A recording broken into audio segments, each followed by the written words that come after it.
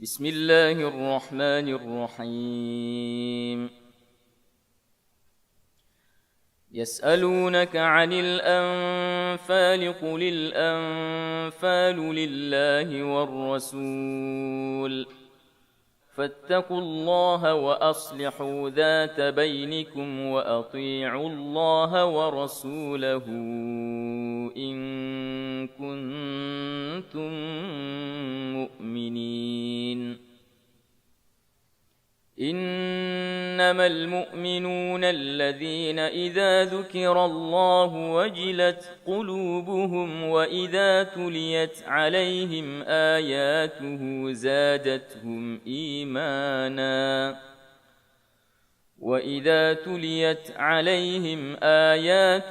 زادتهم إيمانا وعلى ربهم يتوكلون. الذين يقيمون الصلاة ومما رزقناهم ينفقون أولئك هم المؤمنون حقا لهم درجات عند ربهم ومغفرة ورزق كريم. كما أخرجك ربك من بيتك بالحق وإن فريقا من المؤمنين لكارهون يجادلونك في الحق بعدما تبين كأنما يساقون إلى الموت وهم ينظرون. وإذ يعدكم الله إحدى الطائفتين أنها لكم وتودون أن غير ذات الشوكة تكون لكم ويريد الله أن يحق الحق بكلماته ويقطع دابر الكافرين ليحق الحق ويبطل الباطل ولو كره المجرمون. إذ تستغيثون ربكم فاستجاب لكم أني ممدكم ب1000 من الملائكة مردفين. وما جعله الله إلا بشرى ولتطمئن به قلوبكم وما النصر إلا من عند الله إن الله عزيز حكيم. إذ يغشيكم النعاس أمنة منه وينزل عليكم من السماء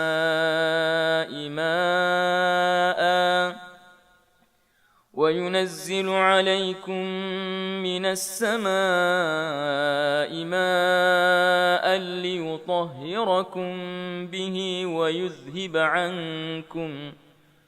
ويذهب عنكم رجز الشيطان وليربط على قلوبكم ويثبت به الأقدام. إذ يوحي ربك إلى الملائكة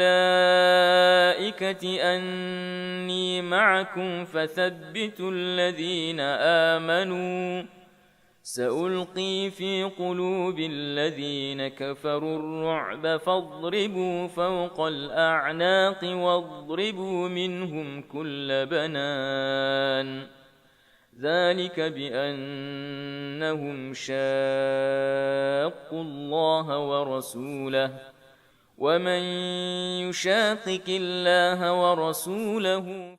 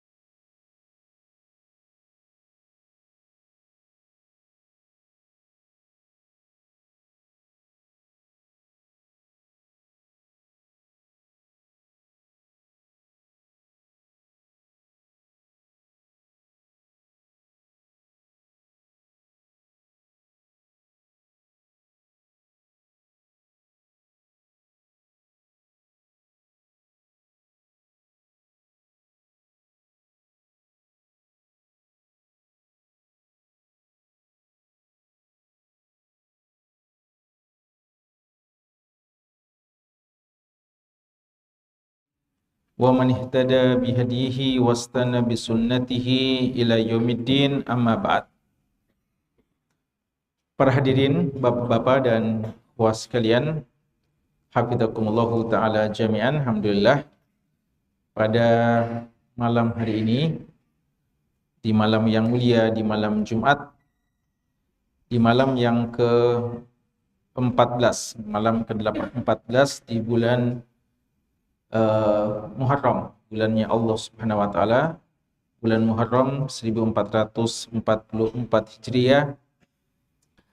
Kembali kita berkesempatan untuk mengisi malam kita dalam ketaatan kepada Allah, datang ke rumah dari rumah-rumah Allah Subhanahu wa taala guna mendekatkan diri kepada Allah, beribadah dengan ibadah yang dicintainya, duduk bermajlis menelaah warisan dari Nabi kita yang tercinta Rasulullah Muhammad sallallahu alaihi wasallam, mengkaji, mempelajari hadis-hadis beliau yang sahih, hadis yang diriwayatkan oleh Imam Bukhari dan Imam Muslim, hadis-hadis yang memiliki derajat kesahihan yang paling tinggi.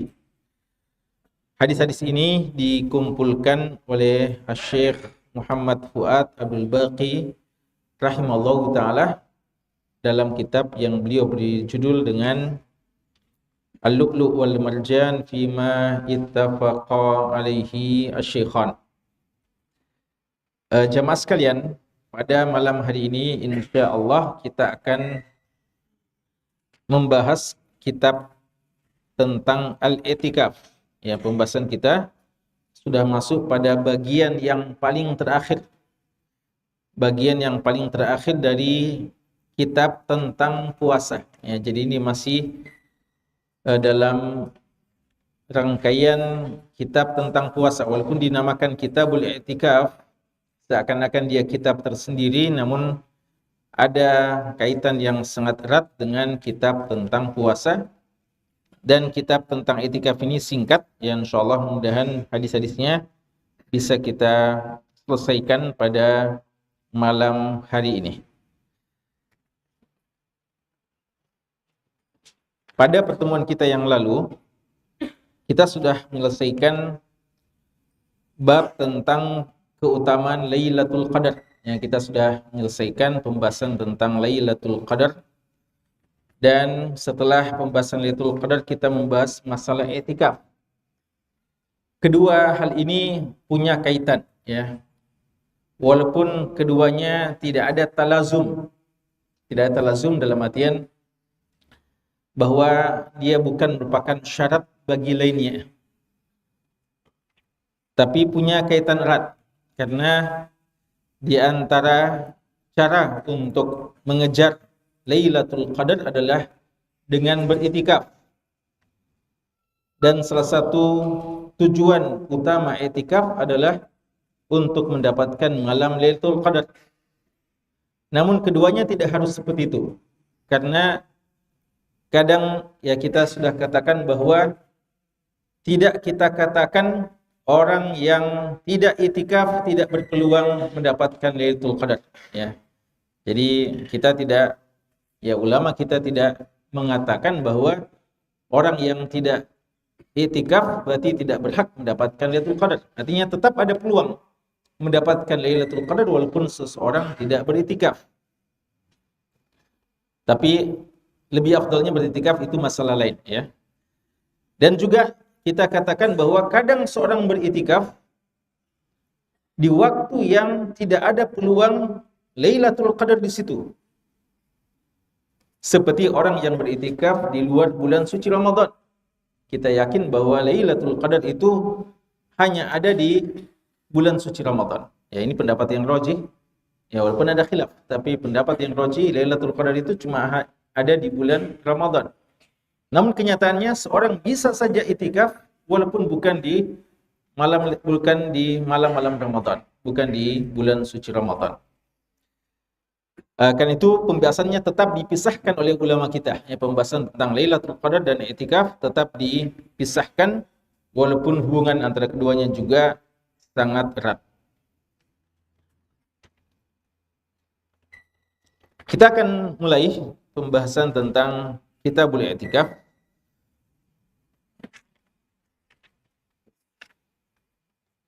Atau ada yang perlu dimurajaah atau sudah jelas?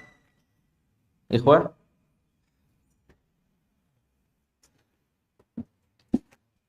Berapa orang dari tadrib sini? Berapa ikhwah anak-anak dari SMA Wahdah, anak-anak kita dari SMA Wahdah berapa orang? Ya, cukup banyak juga ya. Berarti mereka-mereka ini juga bagus kalau ditanya-tanya ya. Antum paham ya kalau dijelaskan? Sudah paham ya? Siap juga ditanya-tanya ya. Karena biasa ikhwah kita di tadrib menyerah, tidak bisa menjawab ya. Jangan-jangan antum yang tahu jawabannya. Siap ya? Tidak siap? Ada kepala sekolah antum di sini nanti ya. Gimana Ustaz? Mesti juga ya? Ya, siap juga ditanya nanti ya. Kita mau lihat. Ya, banyak ustaz-ustaz antum dulu yang mulai SMA seperti antum sudah belajar ya, sudah belajar dan insyaallah nanti bisa antum juga nanti suatu saat menyebarkan ilmu antum. Jadi bukan sekedar hanya ikut saja, ya bukan cuma sekedar hadir, bukan cuma sekedar arahan, tapi memang ada keinginan kuat juga untuk ya pertama menjadi syab nasya' fi ibadatillah, yang memanfaatkan usia muda dalam ketaatan kepada Allah, dan juga untuk menjadi pewaris-pewaris Zaid bin Sabit, pewaris-pewaris Mus'ab bin Umair, ya, Mu'ad bin Jabal, Abdullah bin Abbas, pemuda-pemuda yang merupakan fuqaha, ulama ya di zamannya dalam usia yang relatif muda. Tapi untuk malam ini biar kita maafkan semuanya ya. Termasuk tadi berdua ya. Kita tidak tanya jawab dulu. Insyaallah mulai pekan depan kita akan aktifkan lagi. Karena kita mau selesaikan dulu ini pembahasan tentang i'tikaf di malam hari ini. Mudah-mudahan pertemuan selanjutnya kita sudah bisa membahas kitab baru tentang haji ya, Kitabul Hajj setelah ini.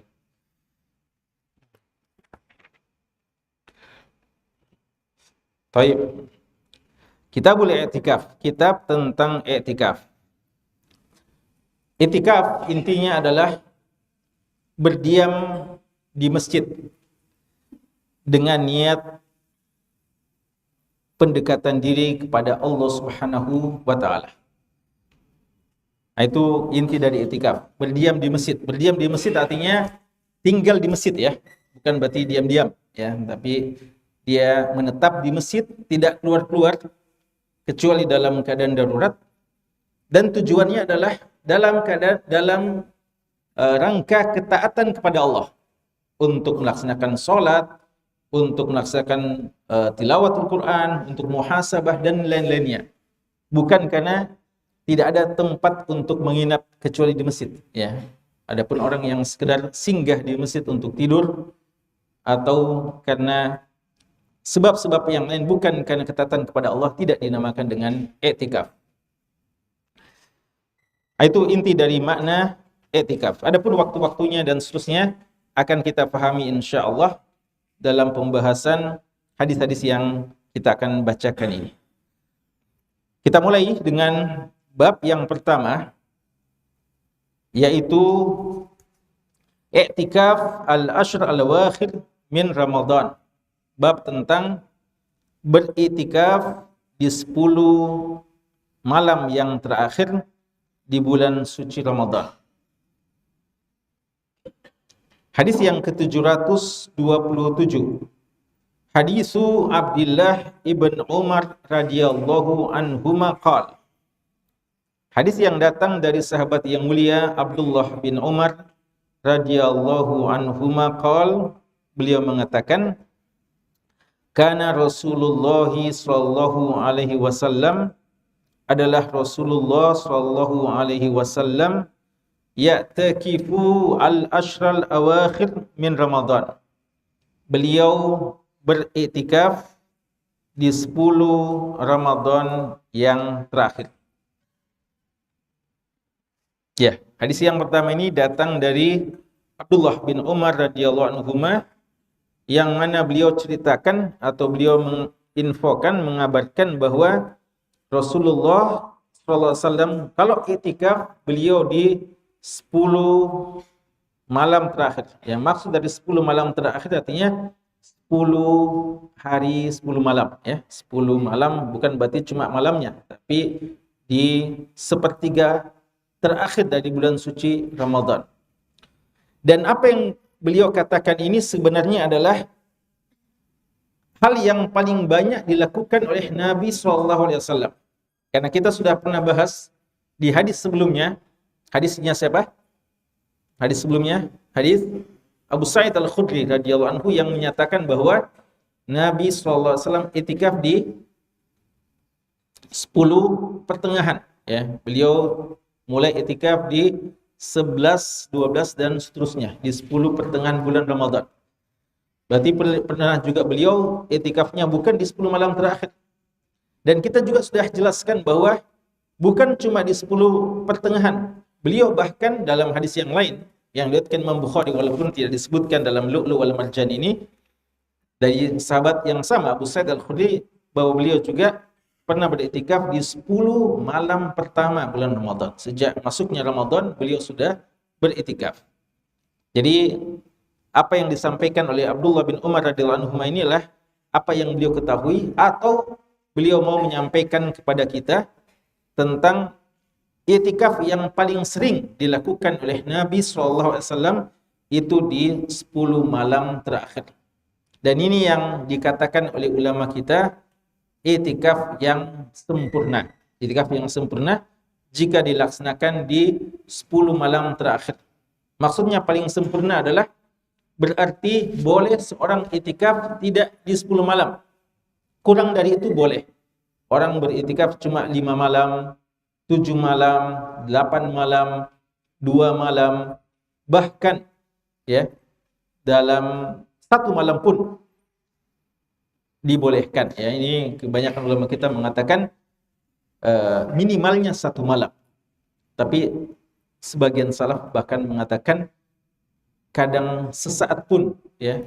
Kalau orang tidak siap 1 malam tapi dia satu waktu datang ke masjid dengan niat untuk bermuhasabah, untuk mengaji, untuk beribadah ya, walaupun tidak cukup 1 malam, 1 hari 1 malam, tapi dia sudah niat untuk mendekatkan diri kepada Allah, maka sah dinamakan sebagai iktikaf ya.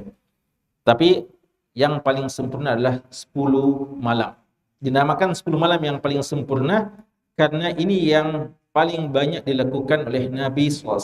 Sehingga tidak harus 20 malam, walaupun Nabi kita pernah melakukan 20 malam. Jadi kalau 10 malam sudah dikatakan iktikaf yang sempurna. Kemudian hadis yang berikutnya, hadis yang ke-728, hadisu Aisyata zaujin Nabi sallallahu alaihi wasallam. Hadis yang datang dari Aisyah radhiyallahu anha, istri dari Nabi sallallahu alaihi wasallam. Anna Nabiyya sallallahu alaihi wasallam, adalah Nabi sallallahu alaihi wasallam, kana ya'takiful ashral awakhir min Ramadan. Beliau beriktikaf di 10 malam bulan suci Ramadan. Hatta tawaffahullah, sampai Allah mewafatkan beliau. Tsumma takafa, kemudian beriktikaf azwajuhu, istri-istri beliau, mim ba'dihi, setelah wafatnya beliau. Ya.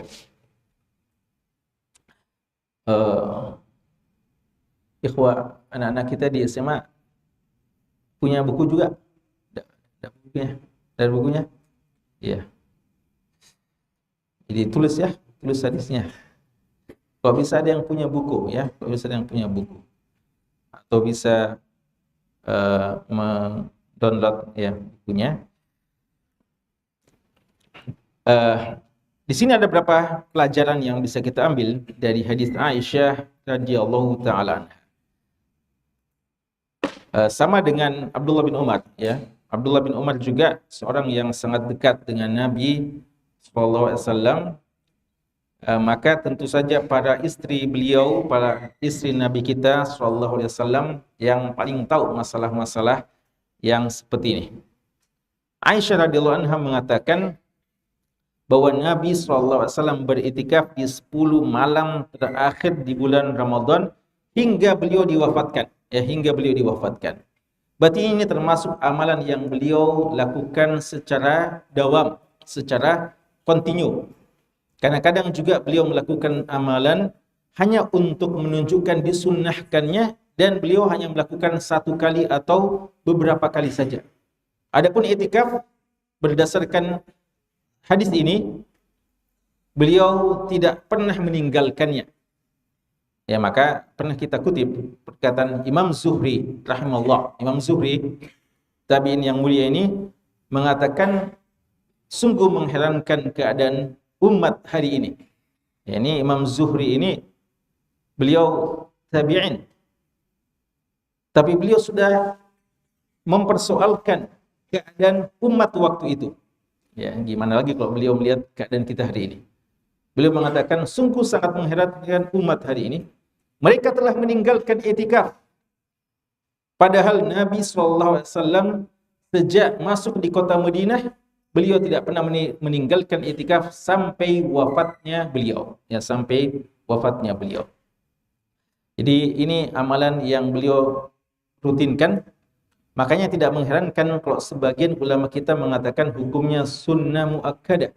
Ya, sunnah muakkadah karena beliau merutinkannya, ya, beliau selalu melaksanakannya hingga wafatnya beliau. Kemudian di sini ada perkataan summa takafa azwajuhu min ba'di.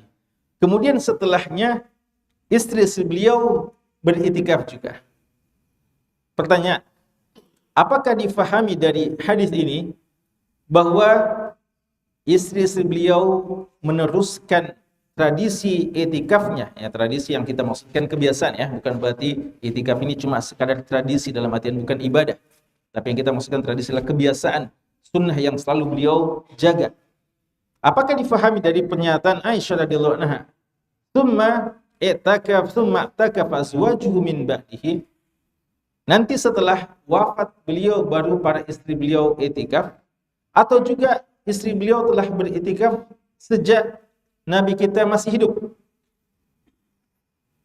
Kata-kata summa itu biasa diartikan apa? Kemudian. Artinya sesuatu yang datang setelahnya. Dan dia kadang untuk waktu yang ada selang waktu, interval waktu yang cukup lama. Ya, beda dengan fa.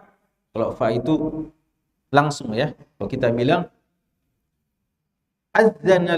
azzana muazzinul isya fa aqama, ya. Ya, biasa kita di sini, ya, begitu.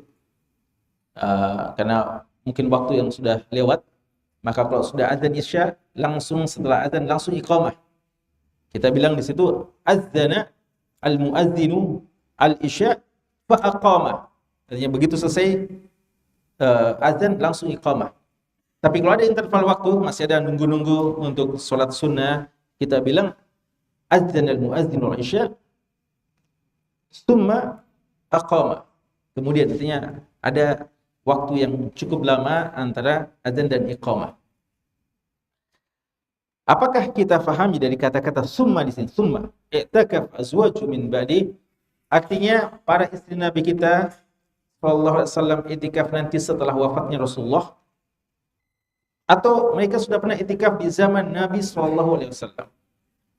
Apa jawabannya? Sudah pernah iktikaf dulu, atau nanti setelah wafatnya Rasulullah baru seakan-akan mereka menggantikan Rasulullah? Apa jawabannya? Sudah pernah iktikaf sebelumnya atau belum? Ya. Jawabannya sudah pernah, ya. Jadi jangan kita pahami kata-kata summa takafa azwajuhu min ba'dihi berarti baru sepeninggal Rasulullah sallallahu alaihi wasallam para istri si Nabi beriktikaf. Enggak. Tapi maksudnya di sini adalah kemudian hal ini tetap dilanjutkan oleh istri si Nabi SAW. Kenapa mesti dikatakan seperti ini? Karena bisa dipahami bahwa seorang yang sudah ditinggal mati oleh sang suami, berarti jangan-jangan tidak boleh lagi iktikaf, ya, karena dia harus ke masjid. Tapi di sini menunjukkan bahwasanya ternyata boleh saja, ya, sampai seorang istri yang tidak punya suami, selama ada tempat iktikaf yang aman, maka boleh baginya untuk beriktikaf. Karena tentu saja istri Nabi kita sallallahu alaihi wasallam setelah wafatnya Nabi tidak nikah lagi, ya, tidak boleh lagi ada di antara mereka nikah sepeninggal Nabi sallallahu alaihi wasallam, dan ini khusus untuk Nabi kita sallallahu alaihi wasallam, di mana istri beliau tidak boleh lagi nikah sepeninggal beliau. Jadi hadis ini menjelaskan kepada kita bahwa bolehnya wanita juga beriktikaf, ya, bolehnya wanita beriktikaf, dan disyariatkannya iktikaf bagi wanita. Padahal iktikaf itu di masjid, dan wanita sebenarnya tidak terlalu dianjurkan untuk sholat di masjid. Namun karena iktikaf kebutuhan yang sangat besar bagi seorang hamba untuk membersihkan jiwanya dan untuk lebih dekat kepada Allah Subhanahu wa taala, banyak suasana-suasana iktikaf yang tidak mungkin bisa kita dapatkan kecuali dengan beriktikaf. Ya. Artinya di sana ada kesempatan untuk tazkiyatun nufus, ya. Banyak sebenarnya peluang-peluang kita untuk mensucikan jiwa kita, membersihkan hati kita. Di sana banyak ibadah-ibadah yang bisa membantu kita untuk itu.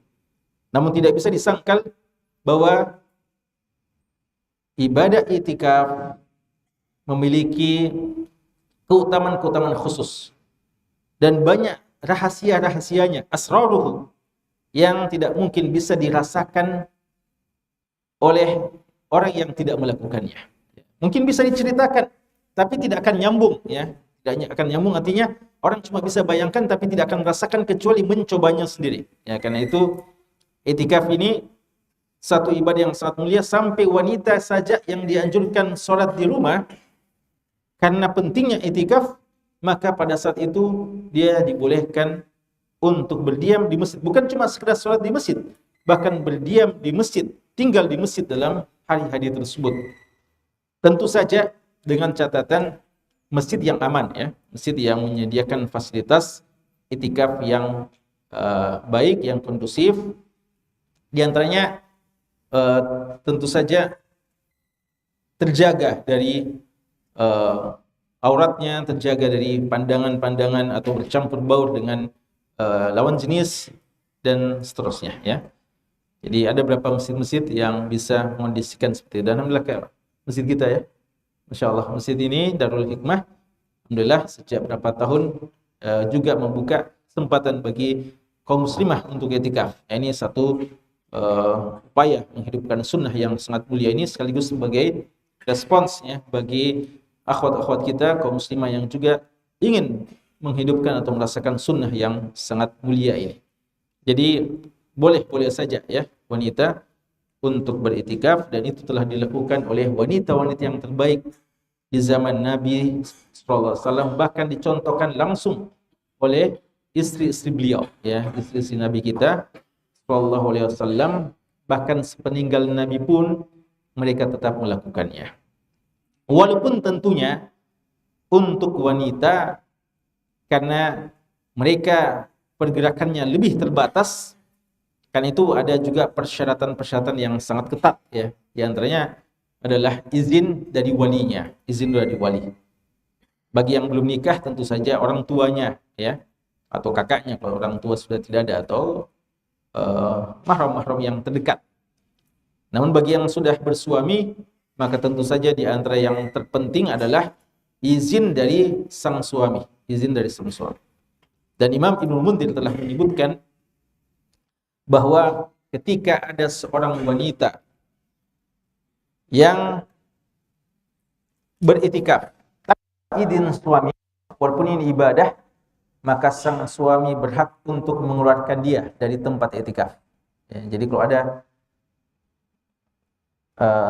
muslimah, akhwat atau ummahat ya umpamanya, istilahnya kita gitu, yang itikaf tanpa izin suami, maka suami bisa mengeluarkan dia dari itikaf, ya.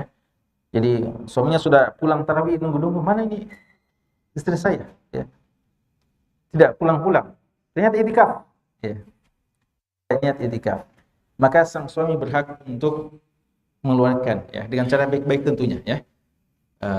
Jika dia memerlukannya, ya, jika dia memerlukannya.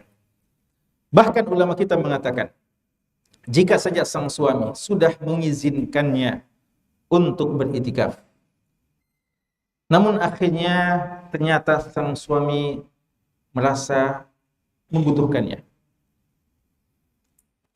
atau mungkin karena ada hal-hal yang lain yang mendesak, yang mengharuskan sang istri, ya, menurut sang suami istri perlu ada, ya, maka sang suami berhak mengeluarkan sang istri dari tempat itikafnya walaupun dia sebelumnya telah mengizinkannya, ya. Ini di antara hal-hal yang penting diperhatikan bagi wanita ketika ingin beritikaf, ya, ketika ingin beritikaf. Ya, itu hadis yang ke-728.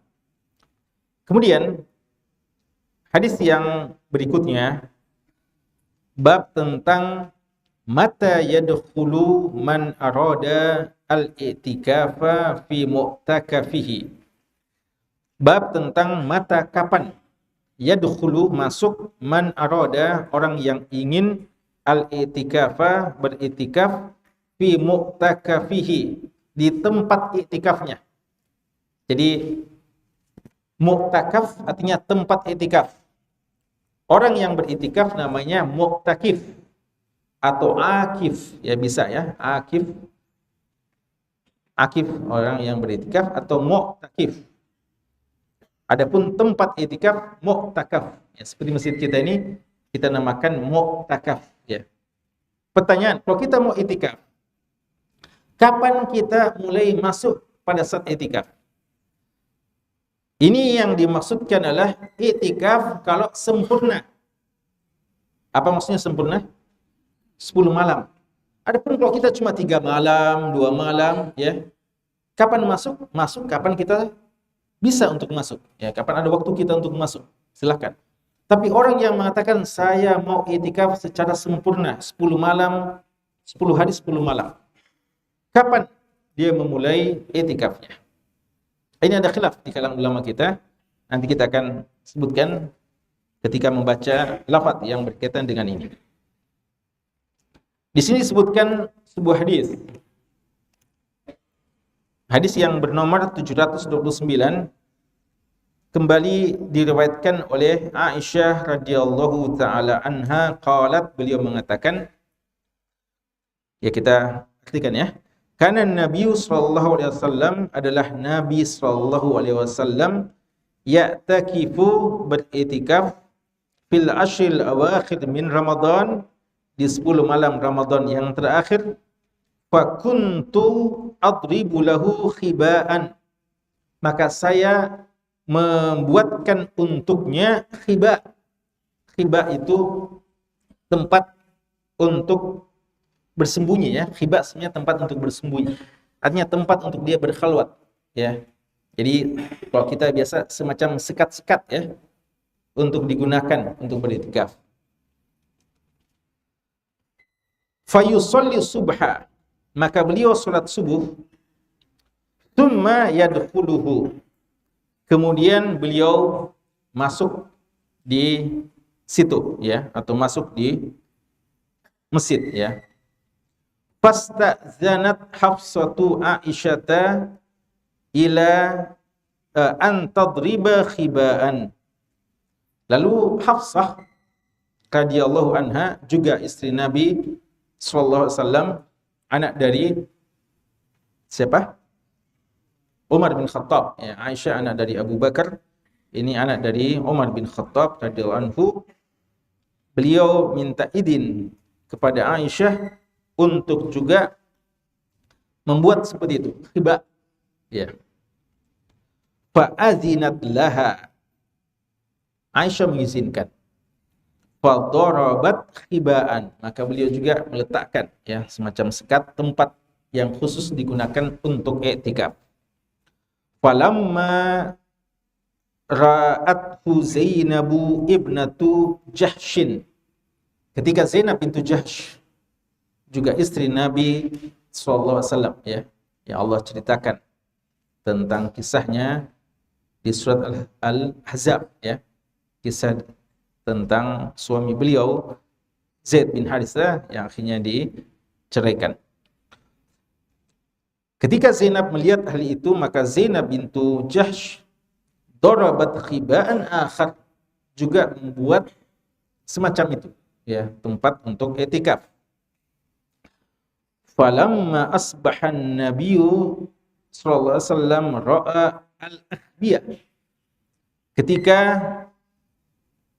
masuk waktu pagi, Nabi SAW sudah melihat banyak akhbiyah, ya tempat-tempat yang seperti itu. Faqal, maka beliau mengatakan, ma hadza, apa-apaan ini? Fa ukhbira, maka dikabarkan, diinformasikan ya, kenapa sampai terjadi hal itu.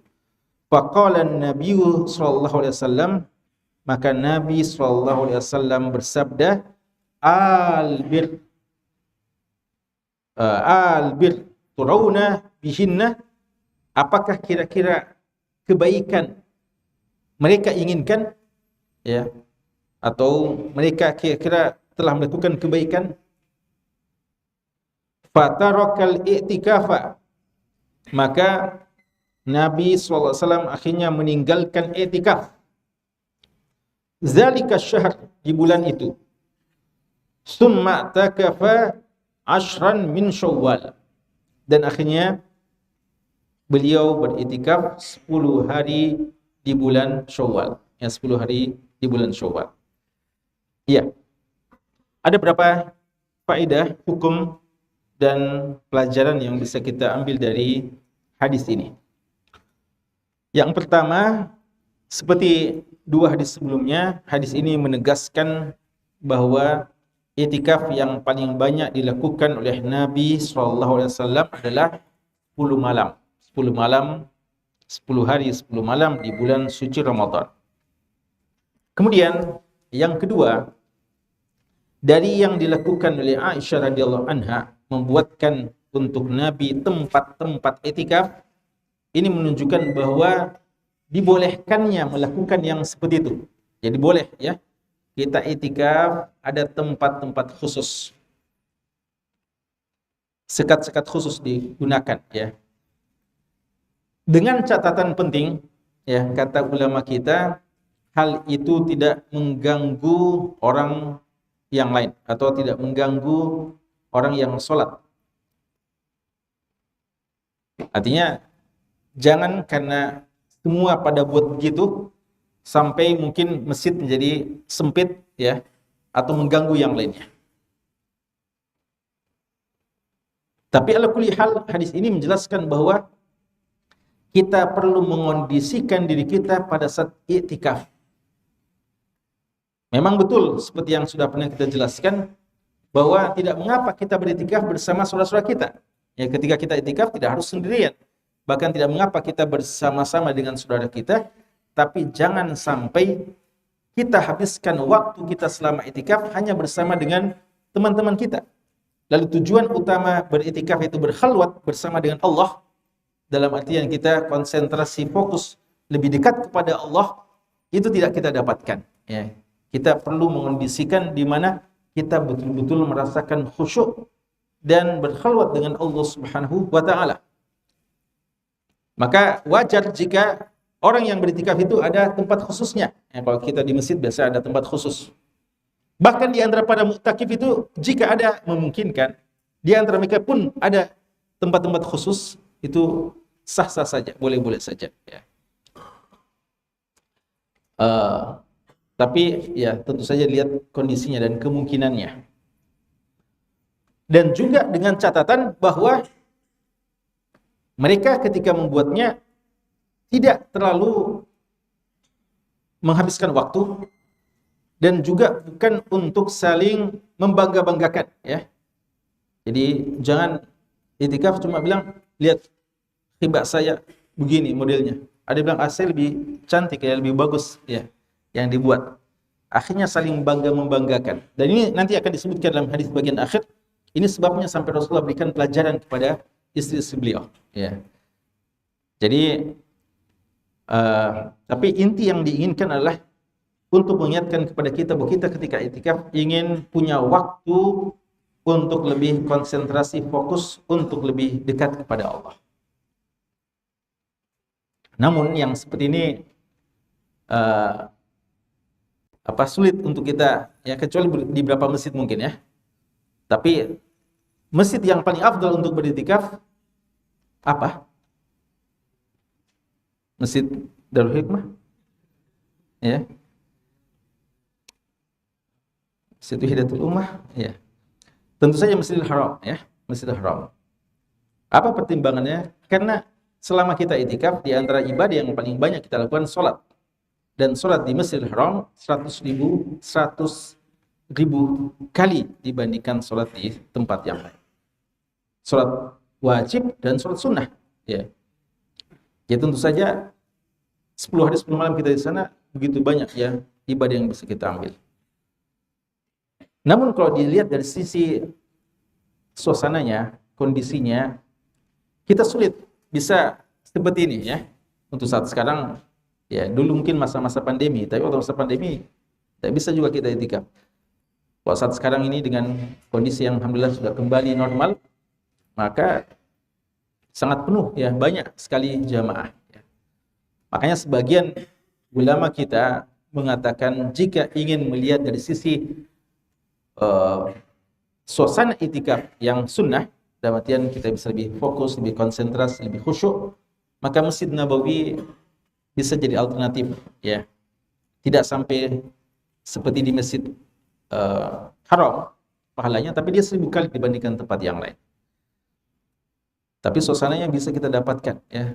Walaupun juga cukup ramai, tapi relatif lebih sepi, ya, lebih sunyi dibandingkan Masjidil Haram. Ya. Hanya sebagian mahasiswa, ya, dulu kita selama di sana ada sebagian kita yang hanya itikaf di Masjid Nabawi. Nanti kalau di itikaf umrohnya, nanti datang umroh, lalu setelah itu itikafnya di Masjid Nabawi, ya. Dengan pertimbangan seperti itu. Tapi ala kulli hal bahwa jika orang sudah beritikaf walaupun tidak sempurna merasakan yang seperti itu, tapi dia insyaallah dengan keberadaannya di masjid sudah banyak sisi-sisi positif dan hal-hal yang akan dia dapatkan dari hikmah-hikmah itikaf, ya. Walaupun tidak sekhusyuk apa yang pernah ada di zaman Nabi SAW. Kemudian pelajaran yang lain yang bisa kita ambil di sini adalah pernyataan Aisyah radhiyallahu anha bahwa Nabi SAW itu sholat subuh lalu masuk ke tempat etikafnya. Apa yang dimaksudkan beliau sholat subuh lalu masuk di tempat etikafnya? Inilah jawaban dari pertanyaan tadi. Kapan beliau masuk ketika beliau ingin etikaf? Dari hadis ini, sebagian ulama kita memahami, orang yang mau itikaf itu masuknya nanti waktu sholat subuh. Tanggal berapa? Tanggal 21 Ramadan. Subuh 21 Ramadan. Berdasarkan hadis ini, beliau masuk sholat subuh, kemudian beliau masuk ke tempat itikafnya. Dan itu zahir hadis ini. Namun jumhur ulama mengatakan masuk itikaf bagi orang yang mau itikaf sempurna itu masuknya sejak malam ke-21. Karena malam dan hari untuk perhitungan, ya, Qamariyah itu dimulai dengan apa? Waktu subuh atau waktu maghrib? Waktu maghrib, ya. Makanya kita bilang sini kita sekarang sudah masuk malam ke-14, ya. Tadi sebelum maghrib tanggal 13. Setelah masuk waktu maghrib kita bilang kita sudah masuk malam ke-14 ya Muharram. Karena memang begitu masuk waktu maghrib sudah pergantian tanggal ya, pergantian hari, pergantian malam. Jumhur mengatakan kalau gitu, kalau kita mau itikaf yang sempurna, berarti sejak waktu maghrib diusahakan seorang yang mau itikaf sempurna sebelum waktu maghrib di malam ke-21 tiba, dia sudah berada di masjid untuk mendapatkan itikaf yang sempurna, agar dia betul-betul beritikaf di 10 malam. Ya. Lalu bagaimana dengan hadis ini? Jawaban jumhur ada dua minimal, yaitu pertama, yang dimaksudkan di sini beliau lalu masuk tempat itikafnya adalah boleh jadi yang dimaksudkan beliau malamnya sudah masuk di masjid, tapi beliau masuk di tempat itikaf yang khusus itu nanti setelah sholat subuh. Jadi sudah masuk di masjid malamnya, tapi mungkin ada ya seperti umpama kita bilang itu tempat itikaf khusus itu ya di balik hijab umpamanya ya. Jadi beliau masuk di masjid sejak malamnya dan nanti masuk ke tempat itikaf setelah sholat subuh besok. Ya. Itu takwil yang disebutkan oleh jumhur ulama dengan mengkompromikan dengan beberapa pemahaman tentang jumlah dari waktu itikaf itu. Jawaban kedua, mereka katakan bahwa boleh jadi yang dimaksudkan di sini salat subuh bukan tanggal 21 Ramadan, tapi tanggal berapa? 20 Ramadan. 20 Ramadan. Karena lebih bagus lebih daripada kurang ya. Jadi sejak tanggal 20 Ramadan subuh beliau sudah masuk di tempat itikaf. Boleh jadi itu yang dimaksudkan. Maka kesimpulannya kita katakan amannya berdasarkan pendapat jumhur, kita yang mau itikaf secara sempurna usahakan sudah berada di masjid sebelum malam 21.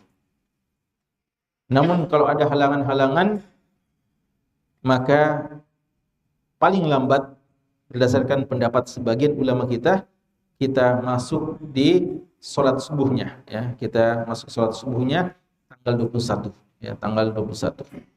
Ini menggabungkan ya beberapa pendapat tentang hal ini, tapi tentu saja lebih aman pandangan jumhur. Wallahu a'lam. Kemudian jamaah sekalian ya, di sini kita melihat para istri Nabi sallallahu alaihi wasallam saling berlomba-lomba untuk melakukan kebaikan. Berlomba-lomba untuk berkhidmat kepada Nabi sallallahu alaihi wasallam dan berlomba-lomba untuk melakukan kebaikan. Namun kadang ketika kita melakukan kebaikan ada hal-hal yang mungkin mendatangkan hal yang buruk, hal yang negatif. Dan ini yang dibaca oleh Nabi kita sallallahu alaihi wasallam. Ketika beliau sudah punya tempat khusus yang dibuatkan oleh Aisyah, lalu ternyata Hafsah juga buat, lalu Zainab juga buat, dan dalam sebagian riwayat itu beberapa istri beliau. Maka beliau menangkap ini ada satu persaingan yang kurang baik, ya, persaingan yang kurang sehat. Ya, dalam hal ini dikhawatirkan hanya ada untuk saling bersaingan. Ya, maka beliau berikan pelajaran kepada istri beliau sampai beliau keluar dari tempat itikafnya. Ya. Dari hadis ini sebagian ulama kita mengatakan bolehnya seorang yang beritikaf keluar dari tempat itikaf ketika dia melihat ada mudarat di situ, ya. Ada hal yang mungkin bertentangan dengan syariat atau hal-hal yang dikhawatirkan akan menjatuhkan dia kepada mudarat atau hal yang terlarang, ya. Jadi boleh kita awalnya itikaf di suatu tempat, lalu ternyata setelah kita berada di situ kayaknya ada yang kurang pas, ya. Maka akhirnya kita meninggalkannya, ya. Mungkin pergi ke tempat yang lain atau mungkin sekedar meninggalkannya. Jika memang alasannya benar, maka itu boleh saja, ya, seperti yang dicontohkan oleh Nabi Shallallahu Alaihi Wasallam. Ya. Dan hal yang terakhir dari atau sebelum terakhir, hadis ini juga menjelaskan kepada kita bahwa di suasana itikaf juga kita boleh saling amar ma'ruf nahi mungkar, ya. Jadi kita tetap menghidupkan amar ma'ruf nahi mungkar. Amar ma'ruf sangat dibutuhkan di suasana itikaf untuk saling menyemangati, dan nahi mungkar juga perlu jika kita mungkin melihat sebagian di antara kita seakan-akan lupa tujuan itikaf, ya. Jadi ada orang yang sudah itikaf lalu kerjanya selesai sholat subuh bukan mengaji, HP lagi, ya. Lalu selesai sholat subuh tidur, ya. Padahal tadi malam tidak bangun juga selesai, ya. Kecuali kalau memang mungkin malamnya tidak tidur-tidur, ya. Malamnya tidak tidur-tidur sehingga pada subuh tidur, ya. Mungkin ada toleransinya, ya. Tapi jangan terlalu lama. Atau ada orang gitu, ya, kerjanya di masjid tidur terus, ya, nanti waktu sholat baru bangun, ya. Atau ya banyak cerita-cerita yang kurang bermanfaat. Maka di sini kita perlu nahi mungkar, ya. Kita perlu menegur dengan cara yang terbaik tentunya, karena jangan-jangan ini akan merusak citra, akan merusak suasana itikaf yang kita inginkan. Istilahnya Ibnu Qayyim al-Jauziyah rahimahullah taala, hada laun wa i'tikafu Rasulillah sallallahu alaihi wasallam launun akhar, ya. Ini model warna itikaf, dan itikafnya Rasulullah warna lain, ya. Jadi ada juga orang yang dibilang itikaf, tapi itikafnya gayanya, modelnya, bentuknya sangat beda dengan itikaf Nabi sallallahu alaihi wasallam. Kesimpulan yang terakhir dari hadis ini adalah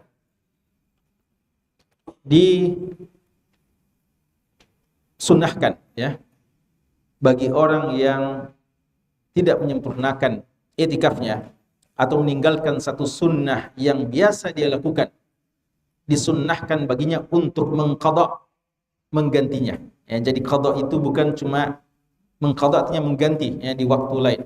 Mengqadha itu bukan cuma untuk hal yang wajib saja, ya, seperti kita punya utang puasa Ramadan lalu kita bayar di luar bulan Ramadan, bukan cuma itu. Kalau kita juga sudah terbiasa melakukan satu sunnah, ya, lalu kita suatu saat luput, maka boleh bagi kita untuk mengqadhanya. Kita terbiasa sholat lain lalu luput, kita mengqadhanya di pagi hari. Kita sudah terbiasa sholat sunat rawatib, lalu ada yang sempat kita tinggalkan di satu hari, kita gantikan langsung, maka itu juga disunnahkan, ya. Dan ini dicontohkan oleh Nabi kita sallallahu alaihi wasallam, karena sudah begitu biasanya beliau beriktikaf, maka ketika beliau tinggalkan iktikaf di bulan Ramadan karena beliau tidak selesaikan, maka beliau beriktikaf di luar bulan Ramadan, ya, yaitu di bulan Syawal. Yang sekaligus juga menunjukkan bahwa bolehnya orang beriktikaf di luar bulan Ramadan, ya, bolehnya beriktikaf di luar bulan Ramadan. Sebagian ulama menjadikan ini dalil bolehnya iktikaf tidak berpuasa. Karena ada khilaf dari ulama kita, apakah setiap orang yang mau iktikaf mesti berpuasa? Seandainya ada orang bilang, saya mau beriktikaf di luar bulan Ramadan, atau ada orang yang sakit sehingga dia tidak bisa berpuasa, padahal dia iktikaf, apakah berarti batal juga iktikafnya karena dia tidak berpuasa? Ataukah tidak mengapa seorang beriktikaf tapi tidak berpuasa? Ini ada khilaf dari ulama kita, tapi tidak ada khilaf bahwa lebih afdal kalau digabungkan, ya. Namun ketika ada halangan, maka sebagian ulama kita mengatakan tidak mengapa seorang beriktikaf walaupun tidak berpuasa, ya, seperti orang yang beriktikaf di bulan ini umpamanya bulan Muharram, ya, dan dia tidak berpuasa umpamanya, lalu dia iktikaf siang-siangnya, tidak ada masalah walaupun dia tidak berpuasa. Di antara dalilnya adalah hadis ini, karena mereka katakan bahwa 10 hari Syawal itu hari pertama Syawal tidak boleh puasa, tidak boleh puasa. Ya, jadi berarti difahami dari ini tidak harus berpuasa, karena buktinya 1 Syawal tidak boleh berpuasa. Walaupun ini juga dijawab oleh ulama kita bahwa boleh jadi beliau iktikaf 10 hari di bulan Syawal tidak dimulai dengan 1 Syawal, ya, karena 1 Syawal beliau Id dulu, sholat Id, ya, sehingga tidak harus, ya. Jadi boleh jadi di Syawal beliau tetap berpuasa karena beriktikaf. Jadi bagusnya orang yang beriktikaf tetap berpuasa walaupun bukan di bulan suci Ramadan, namun tidak harus menurut pendapat banyak ulama kita. Wallahu ta'ala. Ya, sekira ini sebenarnya masih ada satu hadis, namun insyaallah kemudian kita gabung saja dalam pembahasan kita ke depan. Mudah-mudahan bermanfaat. Wallahu ta'ala alam. Sallallahu ala nabiyina Muhammadin wa ala alihi wasallam. Walhamdulillahi rabbil alamin.